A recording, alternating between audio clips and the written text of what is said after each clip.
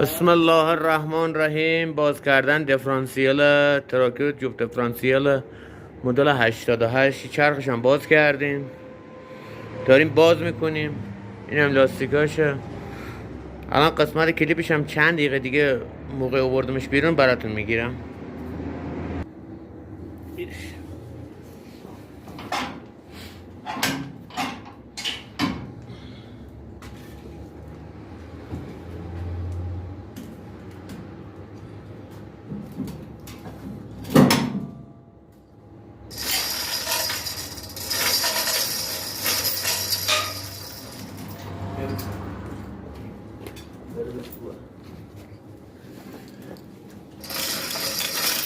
دوست اینم دیفرانسیل آورد میکنم.